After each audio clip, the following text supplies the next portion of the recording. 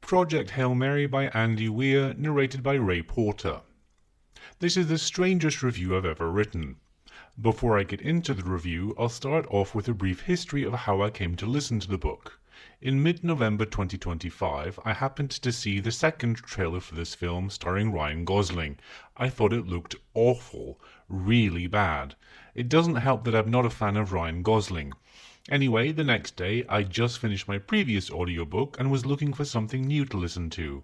I went to Audible's Best Of for various years, and lo and behold, this book was there. I read the blurb and it sounded really interesting. Now, I should point out I'm not a sci-fi person at all, but I'm willing to listen to different genres if the story sounds interesting, and this sounded intriguing. The sun is losing power, and all the best minds on Earth put their heads together to decide how to deal with it before everyone dies. Reduced power from the sun means crops wouldn't grow, animals would die, and all sources of food would dwindle to nothing. Scientists do figure something out, but it means sending a crew on a suicide mission into space. So, it sounded interesting enough that I bought it, and I must say I thoroughly enjoyed this audiobook, but I can't give it more than 4 stars. I really like this audiobook. I couldn't wait to listen to more, but it gets 4 stars. Why? It felt very cliched in places. There's a Russian. He's called Dmitri because that's one of the 4 Russian names permitted in 21st century literature, the others being Boris, Vladimir, and Andrei. His speech is peppered with "my friend," because apparently every Russian ends the sentences that way. Sometimes the writing felt like it was from a poor sitcom.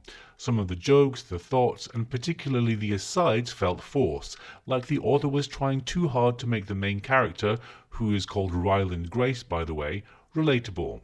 Why do authors give their characters preposterous names? On the whole, however, it was immensely enjoyable. The plot unfolded intelligently. Grace wakes up without any idea where he is or what's happening.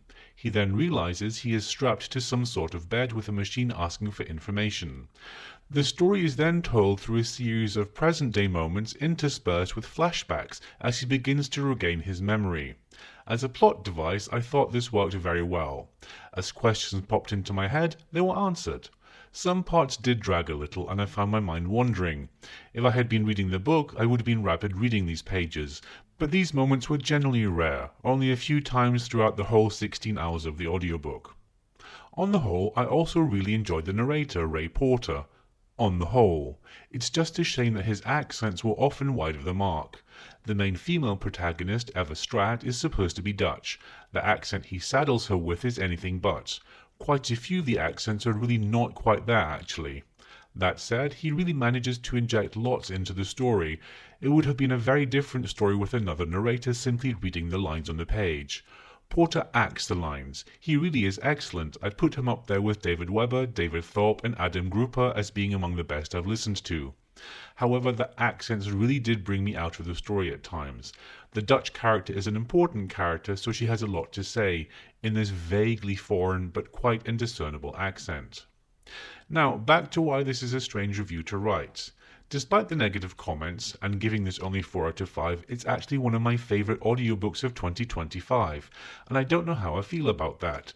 I really look forward to listening to more, and found myself doing household chores with my earphones in just to listen to more.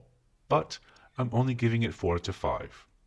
Would I listen to another book written by Andy Weir? Definitely. Would I listen to another audiobook narrated by Ray Porter? Definitely. Overall, I'd give the book a 4 out of 5 and the narrator a 4 out of 5 as well. How about you? Have you listened to the book? Have you seen the trailer for the film or even the film? Don't forget to like and subscribe as I release a new review every week. Thanks for watching.